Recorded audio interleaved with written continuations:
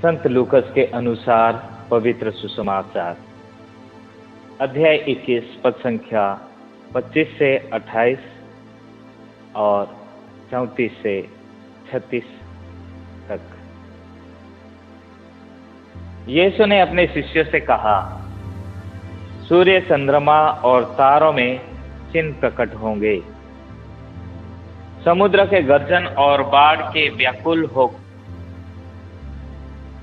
समुद्र के गर्जन और बाढ़ से व्याकुल होकर पृथ्वी के राष्ट्र व्यथित हो उठेंगे। लोग विश्व भर आने वाले संकट की आशंका से आतंकित होकर निष्प्राण हो जाएंगे, क्योंकि आकाश की शक्तियां विचलित हो जाएगी।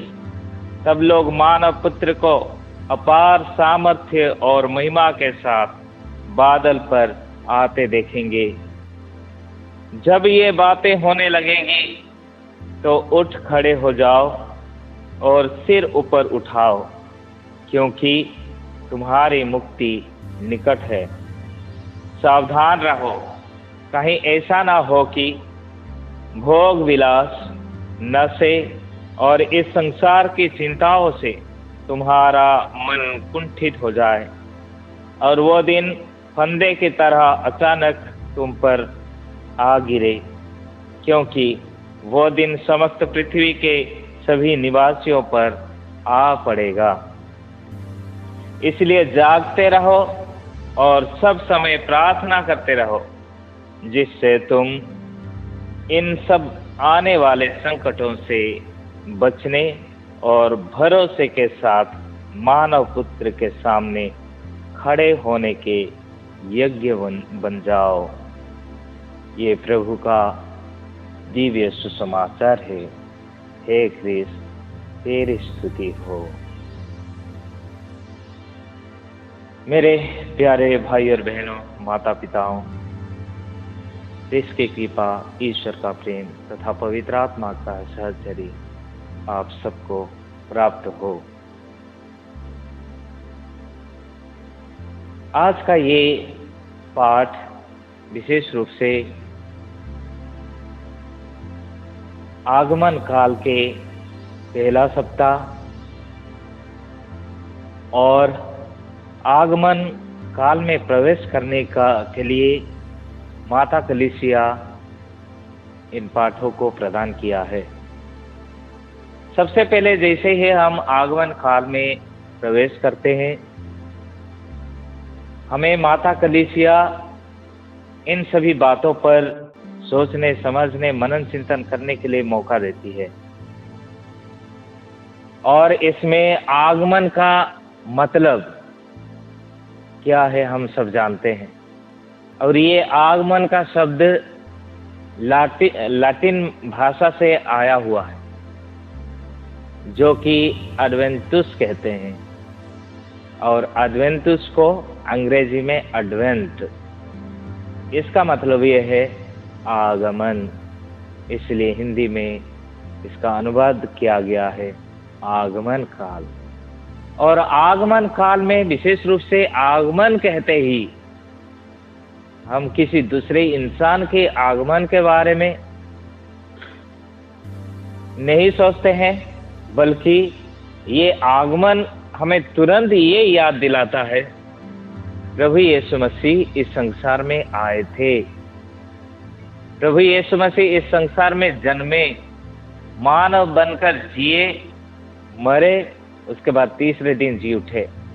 स्वर्गारोहण करते समय स्वर्गदूतों ने आकर शिष्यों को कहा, तुम लोगों ने जिस प्रकार मानव पुत्र को जाते हुए देखा, उसी प्रकार आते हुए भी देखोगे। यानी उसी समय से हम सभी विश्वासी, क्रिस्त विश्वासी, जो प्रभु यीशु मसीह पर विश्वास और भरोसा रखते हुए जीता है, उनका दृढ़ धारणा है कि प्रभु यीशु मसीह दोबारा इस संसार में आएंगे। मानव पुत्र महिमा के साथ इस संसार में आएंगे और उसी मानव पुत्र के दूसरी आगमन के लिए हम हमेशा प्रतीक्षा में रहते हैं। इसलिए माता कलीसिया हमें ये मौका दिया है और आज हम आगमन काल के पहला सप्ताह में प्रवेश कर चुके हैं और करने वाले हैं।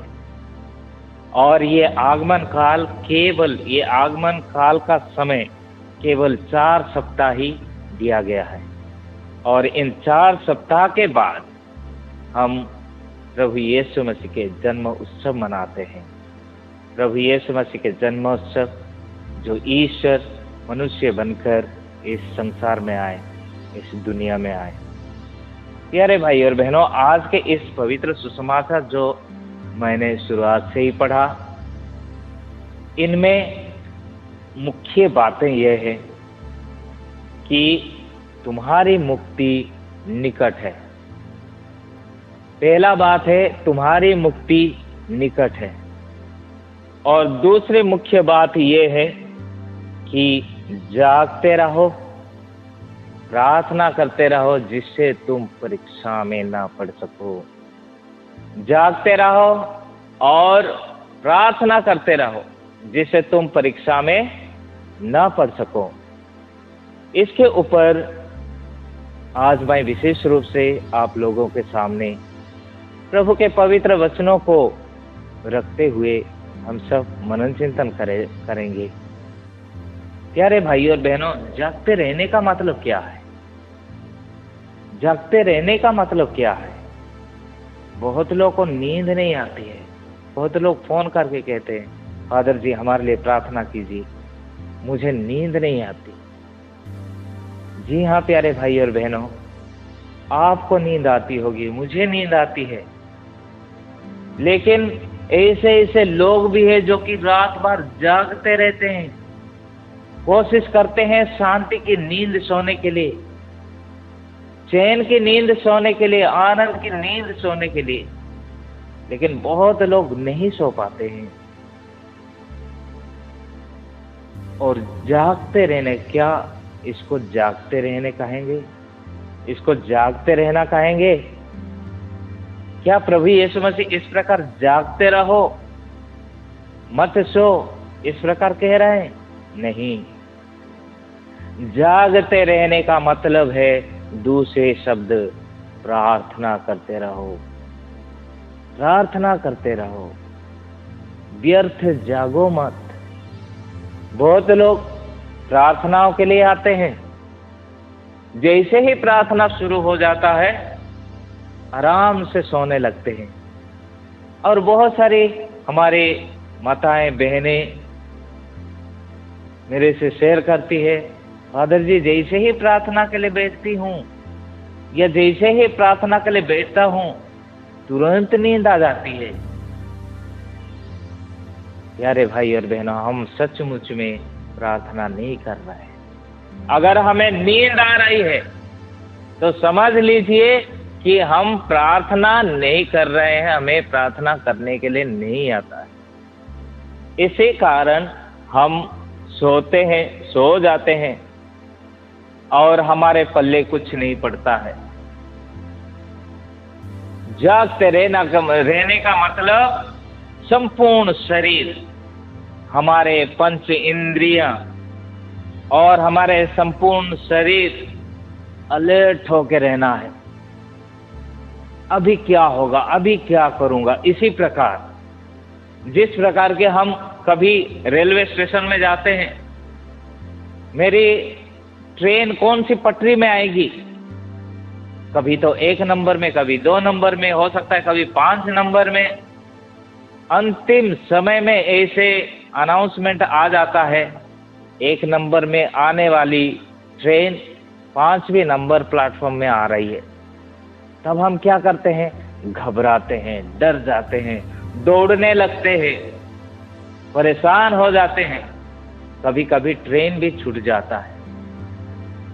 प्रभु इसी प्रकार हमें जागते रहना और ध्यान देना एकाग्रता के साथ कि जिस प्रकार ट्रेन कौन से पटरी में आएगी, कौन से प्लेटफॉर्म में आएगी, उसी प्रकार हमें प्रार्थना करनी चाहिए। इसी बात को लेकर प्रभु यीशु मसीह कहते हैं, जागते रहो और प्रार्थना करते रहो, जिससे तुम परीक्षा में ना पड़ सको। और आज के इस सुसमाचार में हमने पढ़ के सुना कि मानव पुत्र चोर की तरह कभी भी अचानक हमारे जीवन में आ सकता है। चोर की तरह उस दिन, उस घड़ी, उस समय प्रभु ने क्या कहा? सूर्य, चंद्रमा और तारों में चिन्ह प्रकट होंगे, समुद्र के गर्जन और बाढ़ के व्याकुल हो उठकर पृथ्वी के राष्ट्र व्यथित हो उठेंगे। और ये सब देख के तुम सावधान हो जाओ, और ऐसे होते समय क्या होगा?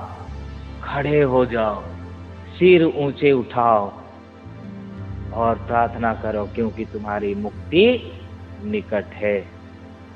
प्यारे भाइयों और बहनों, प्रार्थना में इतनी शक्ति है, इतनी सामर्थ्य है कि हम उसकी फायदा अपने जीवन में नहीं उठा पा रहे हैं।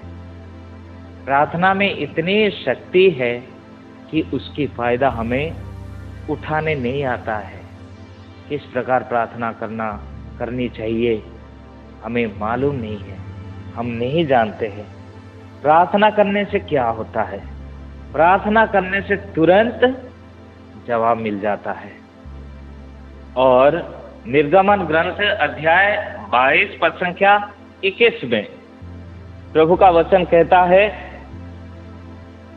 मेरी दुहाई देंगे तो मैं उनकी पुकार सुनूंगा। मेरी दुहाई देंगे तो मैं उनकी पुकार सुनूंगा। ईश्वर ये कहते हैं कि मेरी दुहाई देंगे तो मैं उनकी पुकार को सुनूंगा। यानी दुहाई हम नहीं दे पाते हैं और दुहाई देना हम नहीं जानते हैं। संत लूकस के सुसमाचार अध्याय 7 पद संख्या 11वें पद में हम ये पाठ पढ़ते हैं, जो कि नायल की विधवा, अपने बेटा मर जाता है। वो विधवा कोई यहूदी जाति की नहीं थी, लेकिन वो दूसरे जाति की होते हुए भी प्रभु यीशु मसीह के पास जाते हैं, प्रार्थना करते हैं, प्रभु मुझ पर दया कीजिए, मेरे बेटे को बचाइए, जाके प्रार्थना करती है। और फलस्वरूप क्या होता है? प्रभु यीशु मसीह उनके बेटे को चंगाई प्रदान करते हैं, जीवन दान देते हैं। उनके बेटा जिंदा हो जाते हैं। जो सारे हृदय से प्रभु की सेवा करता है, उसकी सुनवाई होती है। सबसे मुख्य बात, जो सारे हृदय से प्रभु को प्यार करता है, प्रभु की सेवा करता है, उसकी सुनवाई होती है। हम अक्सर ही कहते हैं कि हमारी प्रार्थना नहीं सुनी जाती है, हमारी प्रार्थना प्रभु नहीं सुनते हैं। हम बचपन से ही प्रभु में विश्वास करते हैं, हम बचपन से ही गिरजा जाते हैं, हम बचपन से ही ईसाई है। ये क्यों? क्योंकि हम सारे हृदय से प्रभु को प्यार नहीं कर पाते, हम सारे हृदय से प्रभु के ऊपर भरोसा नहीं रख पाते, इसलिए हमारी प्रार्थना की कोई सुनवाई नहीं होती। हम सही तरीके से हम प्रार्थना नहीं करते, सही मायने में हम प्रार्थना नहीं कर पाते हैं। इसलिए प्रभु कहते हैं, जो सारे हृदय से प्रभु की सेवा करता है, उसकी सुनवाई होती है। दूसरी मुख्य बात यह है कि विश्वास की जरूरत है। भले हम घंटों बैठकर प्रार्थना करेंगे, लेकिन विश्वास की अगर कमी है तो हमारी प्रार्थना की कोई सुनवाई नहीं होगी। क्योंकि प्यारे भाई और बहनों, संत याकूब के पत्र अध्याय 5 पद संख्या 15 में प्रभु का वचन कहता है, वो विश्वासपूर्ण प्रार्थना रोगी को बचाएगी, और प्रभु उसे स्वास्थ्य प्रदान करेगा। यदि उसने पाप किया है तो उसे क्षमा मिलेगी। प्रभु का वचन क्या कहता है? विश्वासपूर्ण प्रार्थना रोगी को बचाएगी और प्रभु उसे स्वास्थ्य प्रदान करेगा। यदि उसने पाप किया है तो उसे क्षमा मिलेगी। सिर्फ चंगाई ही नहीं, बल्कि प्रार्थना, जो विश्वासपूर्ण प्रार्थना करता है, अगर यदि वो पाप भी किया है तो उसे क्षमा मिलेगी। यही है प्रार्थना की शक्ति। उसी प्रकार नबी यिर्मयाह के ग्रंथ अध्याय 32 पद संख्या 27 में प्रभु का वचन कहता है, मैं प्रभु सब शरीरधारियों का ईश्वर हूँ, क्या मेरे लिए कुछ संभव है? प्रभु क्या कहते हैं? मैं प्रभु ईश्वर हूँ, मैं सभी शरीरधारियों का ईश्वर हूँ, मेरे लिए कुछ असंभव है? जी नहीं, बस असंभव हमारे जीवन में, असंभव सभी मानवों के लिए। लेकिन प्रभु कहते हैं प्रार्थना करो और असंभव भी संभव हो जाएगा, क्योंकि मैं शक्तिशाली ईश्वर हूँ। उसी प्रकार सुक्ति ग्रंथ अध्याय 3 पद संख्या 5 में तुम सारे हृदय से प्रभु को पुकारो। सुक्ति ग्रंथ अध्याय 3 पद संख्या 5 में तुम सारे हृदय से प्रभु को पुकारो, प्रभु के ऊपर भरोसा करो, अपनी बुद्धि पर निर्भर मत करो। तुम सारे हृदय से प्रभु के ऊपर भरोसा करो। विश्वास के साथ साथ भरोसा की जरूरी होती है। विश्वास के साथ साथ भरोसा की जरूरी होती है। भरोसा यानी कैसे? सिर्फ विश्वास करने से होता है? हम में से सब लोग विश्वासी हैं, हम में से सब लोग विश्वासी है, 100% विश्वासी है। लेकिन क्या हमारा भरोसा प्रभु के ऊपर उतना रहता है? थोड़ा सा भी कुछ भी होता है, हमारा भरोसा टूट जाता है, हम डगमगाने लगते हैं, हमारा भरोसा टूट जाता है, हम डरने लगते हैं, घबराने लगते हैं, प्रभु के ऊपर भरोसा नहीं रखते। स्तोत्र संख्या 125। ईश्वर पर भरोसा करने वाले उस सिय्योन पर्वत के समान है जो कि अचल और अटल है। ईश्वर पर भरोसा रखने वाले उस सिय्योन पर्वत के समान अटल और अचल है, जिसको कोई हिला नहीं सकता, जिसको कोई डरा नहीं सकता, जिसको कोई घबरा नहीं सकता। प्यारे भाई और बहनों, इसलिए तुम सारे हृदय से प्रभु का भरोसा करो, अपनी बुद्धि पर निर्भर मत रहो। बहुत सारी बार क्या होता है, हमारा विश्वास एक तरह, दूसरी तरह हमारा बुद्धि। जब हमारा विश्वास और एक बुद्धि दोनों एक साथ आते हैं तो द्वंद्व होता है। सचमुच में कोई तो कहने लगते हैं, ये तो विश्वास, ये तो ना आप देख सकते हैं ना छू सकते हैं, लेकिन अपना बुद्धि से काम लेना, इस प्रकार की बात करते हैं। लेकिन प्यारे भाई और बहनों, बहुत सारे ऐसे लोग हैं जो दृढ़ विश्वास के चलते अपने जीवन में कई सारे बड़े बड़े चिन्ह और चमत्कार प्रकट कर रहे हैं। अपने बुद्धि के द्वारा नहीं, अपने बुद्धि के द्वारा नहीं। जितना भी चिन्ह और चमत्कार हम सुनते हैं, देखते हैं पूरे संसार में, वो लोग सर्वसाधारण लोग हैं, वो लोग थोड़े से पढ़े लिखे लोग हैं। जब मैं मातृधाम में था 2017 को, रांची से एक बहन आई थी, और वो बहन साक्ष्य देते समय वो बताए कि वो कितनी क्लास पढ़ी है, कितनी क्लास पढ़ी लिखी, और वो बताए कि मैं कुछ पढ़ी लिखी नहीं हूँ, कुछ पढ़ी लिखी नहीं हूँ, बस विश्वास और भरोसे के साथ प्रभु में प्रार्थना करते रही और प्रभु में लीन हो गई। और मैंने प्रभु को मांगा कि मुझे बाइबल पढ़ना है, और प्रभु ने उन्हें ज्ञान प्रदान किया।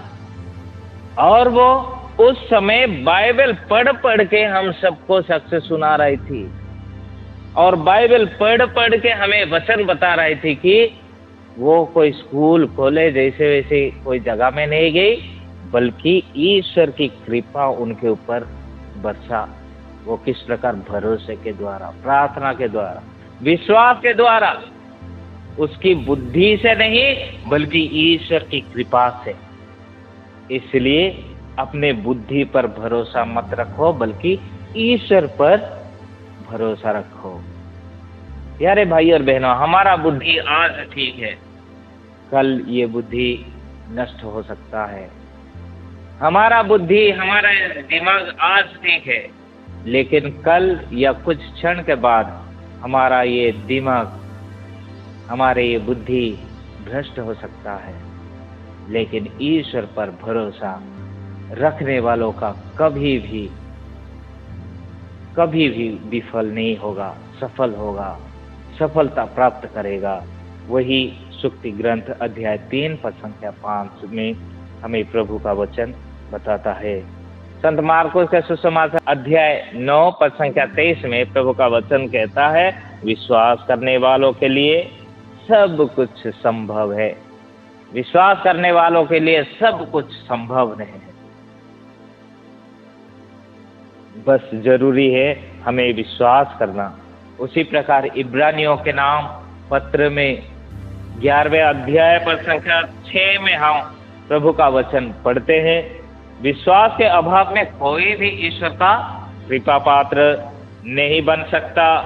जो ईश्वर के निकट पहुंचना चाहता है, उसे विश्वास करना है कि ईश्वर है, और वो उन लोगों का कल्याण करता है जो उसकी खोज में लगे रहते हैं। और इतना ही नहीं, रोमियो के नाम संत पौलुस के पत्र अध्याय 5 पद संख्या 3 से लेकर 5 तक लिखा है, इतना ही नहीं, हम दुख तकलीफ पर भी गौरव करें। इतना ही नहीं, हम दुख तकलीफ पर भी गौरव करें, क्योंकि हम जानते हैं कि दुख तकलीफ से धैर्य बढ़ता है। धैर्य बढ़ता है। दुख तकलीफ, जितना दुख तकलीफ इंसान को आता है, उतना मजबूती उनकी धैर्य है होता है। और धैर्य से क्या होता है? दृढ़ता। धैर्य से क्या होता है? दृढ़ता बढ़ता है, और दृढ़ता से आशा उत्पन्न होती है। इन सभी गुण हमारे जीवन में उत्पन्न होता है, और हम ईश्वर के करीब होते हैं। प्यारे भाई और बहनों, संत मत्ती के सुसमाचार अध्याय 7 पद संख्या 7 में हम बार बार ये वचन पढ़ते हैं कि मांगो तुम्हें दिया जाएगा, ढूंढो तुम्हें मिल जाएगा, खटखटाओ तुम्हारे लिए खोला जाएगा। इसमें भी हम चूक जाते हैं। क्या मांगना है, कैसे मांगना है, किस प्रकार मांगना है, नहीं जान पाते हैं, और हमारे विश्वास में कमी हो जाता है। इसलिए हम जो मांगते हैं वही नहीं पाते हैं, हम जो ढूंढते हैं वो नहीं पाते हैं, हम जहाँ खटखटाना चाहिए वहाँ नहीं खटखटाते हैं, दूसरे जगह खटखटाने जाते हैं। जिसको मांगना चाहिए उसको नहीं, बल्कि दूसरों को मांगते हैं। हम जिसके ऊपर भरोसा करना चाहिए उनको नहीं, बल्कि इंसान के ऊपर भरोसा करते हैं। हम जिस रास्ता में चलना चाहिए उसमें नहीं, बल्कि हम अपने रास्ता चुनते हैं। इसलिए नबी ईसायाह के ग्रंथ अध्याय 43 में प्रभु का वचन कहता है कि हम अपने अपने राह पकड़कर भटक गए हैं। हम अपने अपने राह पकड़कर भटक गए हैं, यानी प्रभु की राह नहीं, बल्कि हम अपने राह चुनते हैं। इसलिए नबी यिर्मयाह के ग्रंथ अध्याय 29 पद संख्या 13 में प्रभु का वचन कहता है, यदि तुम मुझे संपूर्ण हृदय से ढूंढोगे, यदि तुम मुझे संपूर्ण हृदय से ढूंढोगे तो मैं तुम्हें मिल जाऊंगा और मैं तुम्हारा भाग्य पलट दूंगा। जो कोई भी ईश्वर को संपूर्ण हृदय से ढूंढता है, प्रभु क्या वादा करते हैं, मैं तुम्हें मिल जाऊंगा और तुम्हारे भाग्य को पलट दूंगा। बहुत लोग कहते हैं ना, मेरा भाग्य खराब है, मेरा भाग्य खराब है, मेरे कर्म में ही ऐसा लिखा है, मैं तो जन्म से ही ऐसे हूं, पता नहीं बहुत कोशिश करता लेकिन ऐसे ही गलती करते बैठता हूं, मेरा भाग्य बुरा है, खराब है। लेकिन प्रभु क्या वादा करते हैं, अगर तुम संपूर्ण हृदय से मुझे ढूंढोगे तो मैं तुम्हें मिल जाऊंगा और तुम्हारे भाग्य को पलट दूंगा। प्यारे भाई और बहनों, किसी भी इंसान के, बहुत सारे लोग लकीरों, हाथ के लकीरों पर विश्वास करते हैं, माथे की लकीरों पर विश्वास करते हैं। क्या हमारे माथे में जो लकीर है, क्या ये सही है? अब विश्वास करते हैं? नहीं, विश्वास मत कीजिए।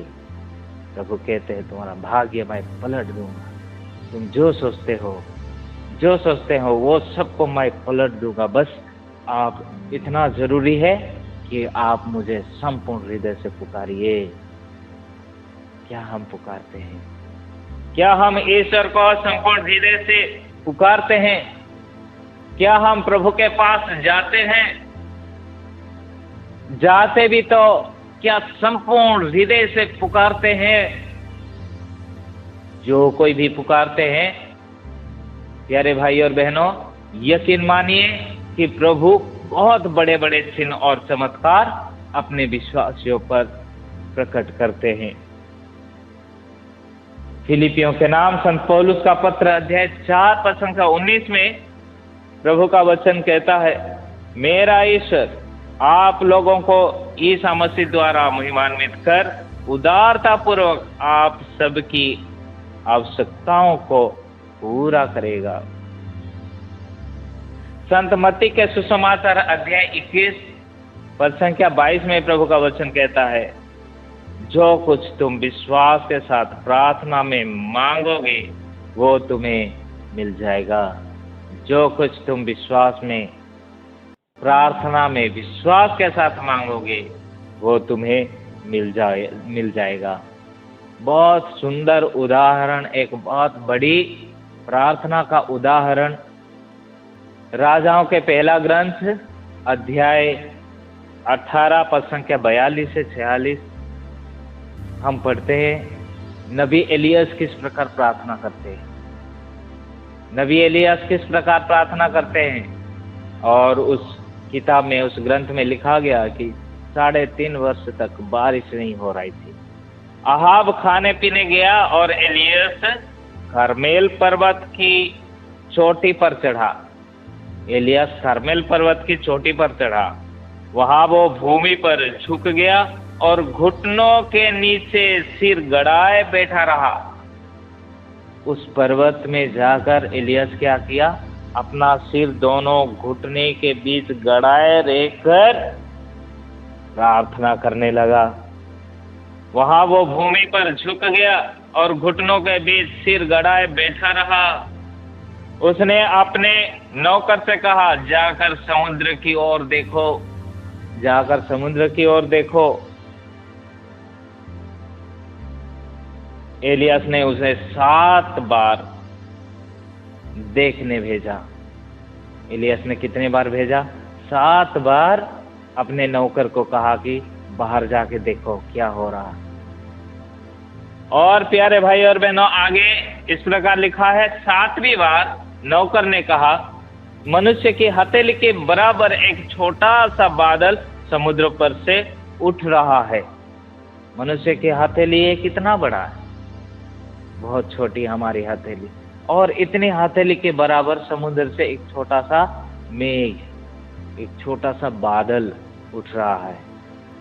और नबी एलियस और जोर जोर से प्रार्थना करने लगा, जोर जोर से प्रार्थना करने लगा। और एलियास ने कहा, आपके पास जाकर कहो कि वो रथ तैयार कर चला जाए, नहीं तो वर्षा उसे रोक रखेगी। यानी नबी एलियास इतना प्रार्थना किया कि भारी बारिश उस इलाका में होने लगी, उस देश में होने लगी, जिस देश में 3.5 वर्ष तक बारिश नहीं हुई थी। अब जानते हैं नबी एलियास किस प्रकार प्रार्थना किया। कार्मेल पर्वत पर गया, अपना सिर दोनों घुटनों के बीच में रख के वो प्रार्थना करने लगा, रोते रोते गिड़गिड़ाते, जैसे भी किया हो, लेकिन जो मजबूती से प्रार्थना किया, जैसे कि वो प्रभु को जबरदस्त मजबूर किया। बारिश मुझे मिलना ही चाहिए, बारिश मुझे मिलना ही मिलना है। मतलब वो अपने विश्वास को जारी रखा, अपने भरोसा प्रभु के ऊपर संपूर्ण रूप से रखा और प्रार्थना करने लगा, जिसके द्वारा प्रभु उन्हें भारी बारिश, भारी वर्षा प्रदान करते हैं। इतनी बड़ी चमत्कार नबी एलियास को दिखाते हैं। और संत लूकास का सुसमाचार अध्याय 8:18 पद संख्या 7 में, क्या ईश्वर अपने चुने हुए लोगों के लिए न्याय की व्यवस्था नहीं करेगा? क्या ईश्वर अपने चुने हुए लोगों के लिए न्याय की व्यवस्था नहीं करेगा, जो दिन रात उसकी दुहाई देते रहते हैं? क्या वो उनके विषय में देर करेगा?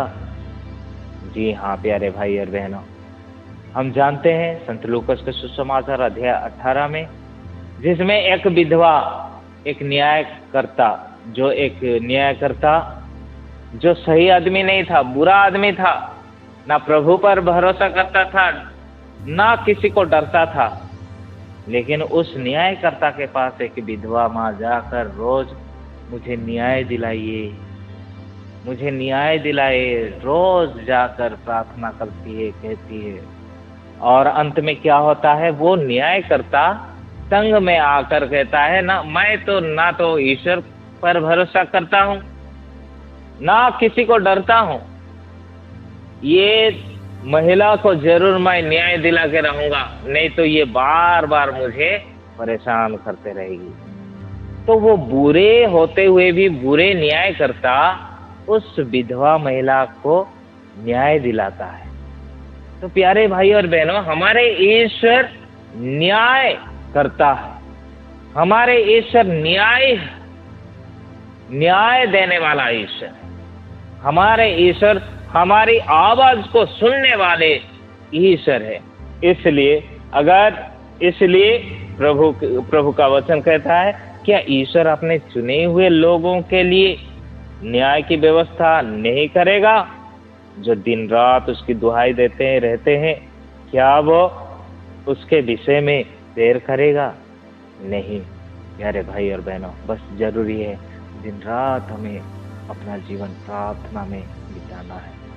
हमें रोज प्रार्थना करनी चाहिए। थिस्सलुनीयों के नाम संत पौलुस का पहला पत्र अध्याय 5 पद संख्या 16 में प्रभु का वचन कहता है, आप लोग हर समय प्रसन्न रहे, निरंतर प्रार्थना करते रहे, सब बातों के लिए ईश्वर को धन्यवाद दे, क्योंकि ईसा मसीह के अनुसार आप लोगों के विषय में ईश्वर की इच्छा यही है। संत मत्ती के सुसमाचार अध्याय 26 पद संख्या 41 में हम पढ़ते हैं, जागते रहो और प्रार्थना करते रहो, जिसे तुम परीक्षा में ना पड़ो। जागते रहो और प्रार्थना करते रहो, जिसे तुम परीक्षा में ना पड़ो। आत्मा तो तत्पर है, परंतु शरीर दुर्बल है। आत्मा तो तत्पर है, लेकिन शरीर दुर्बल है। प्रभु यीशु मसीह अपने शिष्यों को गेत्सेमनी बारी में क्या बताए? बच्चों, जागते रहो, प्रार्थना करते रहो, ताकि तुम परीक्षा में ना पड़ो। जागते रहो, प्रार्थना करते रहो। लेकिन शिष्य लोग ध्यान दिए नहीं, उनका पेट भरा हुआ था, बढ़िया से खाए पिए, उसके बाद प्रभु यीशु मसीह के साथ जागते रहकर प्रार्थना करने के बजाय वे लोग क्या किए? वे लोग सो गए। प्रभु यीशु मसीह बार बार आकर अपने शिष्यों को कहते हैं, जागते रहो, प्रार्थना करते रहो, ताकि तुम परीक्षा में न पड़ो। और बहुत बड़ी कमी ये है हमारे जीवन में, जब हमारे जीवन में सुख सुविधा है, हर प्रकार के सुख सुविधा है, शांति है, आनंद है, सब कुछ अच्छा चल रहा है, उस समय हम क्या करते हैं? हम ईश्वर को भूल जाते हैं। 100% हम ईश्वर को भूल जाते हैं। जब हमारे खेत खलियान अनाज से भर जाते हैं, देख के खुश हो जाते हैं और हमारा दिल दिमाग सब कुछ उसी में लगा रहता है, ईश्वर को भूल जाते हैं। जब हमें अच्छे नौकरी मिल जाता है,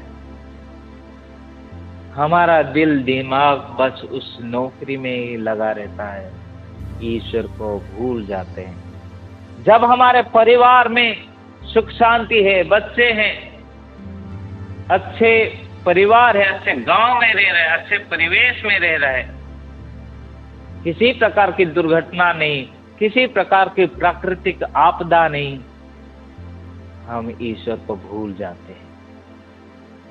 यही है हमारा सबसे बड़ी कमजोरी, जिसके द्वारा हमारी प्रार्थना नहीं सुनी जाती है।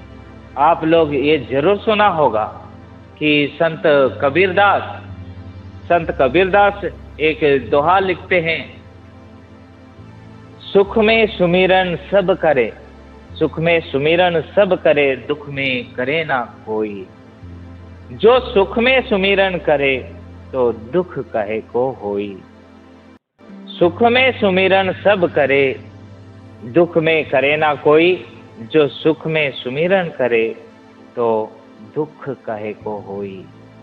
यानी संत कबीरदास भी ये बताना चाहते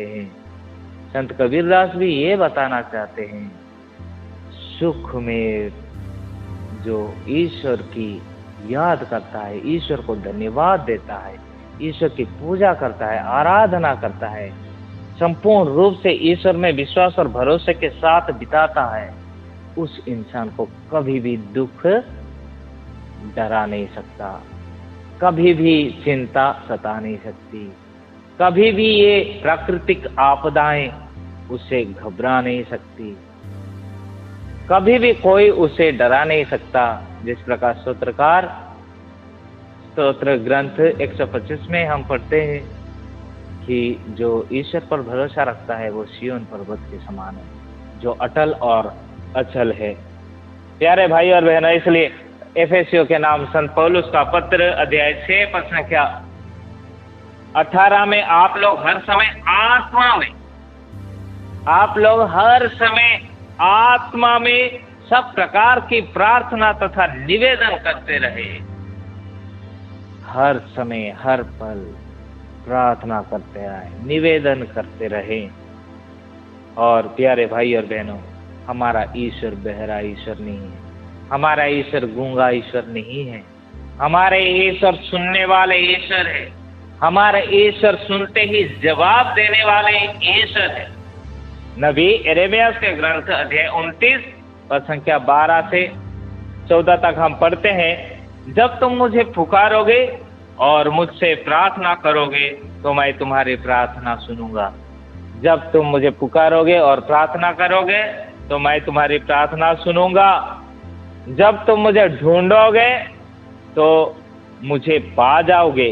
यदि तुम मुझे संपूर्ण हृदय से ढूंढोगे तो मैं तुम्हें मिल जाऊंगा और मैं तुम्हारा भाग्य पलट दूंगा। इन सभी बातों के ऊपर मनन चिंतन करते हुए अभी जो हम आगमन काल में प्रवेश कर रहे हैं, और ये आगमन काल केवल 4 सप्ताह तक हमारे बीच रहेगा, उसके बाद फिर दूसरे काल में हम प्रवेश करेंगे। जिस प्रकार आगमन काल के बाद फिर चालीसा काल, उसी प्रकार होगा। और ये आगमन काल में विशेष रूप से प्यारे भाई और बहनों, कोई ऐसे पूछते हैं कि हमें किस प्रकार जीना चाहिए आगमन काल में। क्या हमें उपवास करना चाहिए? क्या हमें दान देना चाहिए? क्या हमें हर प्रकार की काम वासना से दूर नहीं रहना चाहिए? जी, ये सब करना चाहिए। हमें दान, दक्षिणा, दूसरों की मदद, उसके साथ-साथ प्रार्थना, और प्रार्थना के साथ-साथ हमें अपने जीवन को सुधारने के लिए अपने जीवन में जो कुछ भी छोटी-बड़ी जो कुछ कमियां हैं, उन सभी कमियों को देखना है, और देखते हुए उससे छुटकारा पाने के लिए हमें अपने को तैयार करना है। एक भाई कह रहा था, क्या इस आगमन काल में मीट मछली खा सकते हैं? मीट मछली खाना या ना खाना यह आपके ऊपर है। प्रभु वो सब नहीं चाहते हैं, आपके हृदय का परिवर्तन चाहते हैं। और एक भाई तो कह रहा था, क्या इस आगमन काल 4 सप्ताह तक रहेगा, बिना पी के, शराब बिना पी के हम कैसे रह सकते हैं? प्यारे भाई और बहनों, हमारी चिंता क्या है? इसी प्रकार की छोटी छोटी बातों पर चिंता। क्या हम इन सभी बुरी बातों से कम ये आने वाले आगमन काल, जो प्रभु यीशु मसीह के जन्म दिवस को हम मनाने जा रहे हैं, उनके इंतजार में अपने आप को तैयार नहीं कर पाएंगे? क्या प्रभु यीशु मसीह के आगमन के लिए इन सभी छोटी छोटी चीजों को नहीं त्याग सकेंगे? क्या हम प्रभु यीशु मसीह के आगमन के लिए इन सभी बुरे कार्यों को, बुरी प्रवृत्तियों को नहीं छोड़ पाएंगे? प्रभु प्रार्थनाओं के साथ साथ इन सभी बातों से, इन सभी बुरी आदतों से छुटकारा पाने के लिए हमें आह्वान करते हैं कि खड़े हो जाओ, सिर ऊंचा उठाओ कि तुम्हारा मुक्ति निकट है। जागते रहो और प्रार्थना करते रहो ताकि तुम परीक्षा में ना पड़ सको। आइए हम प्रार्थना करें कि हे सर्वशक्तिमान दयालु पिता, तेरे इन सभी पवित्र वचनों के लिए हम तुझे तहे दिल से धन्यवाद देते हैं। हे प्रभु यीशु मसीह, हे अब्बा पिता, हे पवित्र आत्मा ईश्वर, हम पर दया कर हमें इस आगमन पवित्र काल में अपना जीवन को पवित्रता पूर्वक बिताने के लिए हमें आशीष प्रदान करें। हे प्रभु, हमारी दुर्बलताओं में सहायता प्रदान कर। हे प्रभु, हमें दिन भर दिन तेरे प्रेम में, तेरे विश्वास में, भरोसे में आगे बढ़ने के लिए हमें प्रेरित कर। हे प्रभु यीशु, चाहे ये संसार टल जाए तो टल जाए, लेकिन तेरी एक भी वाणी, एक भी शब्द नहीं टल सकता।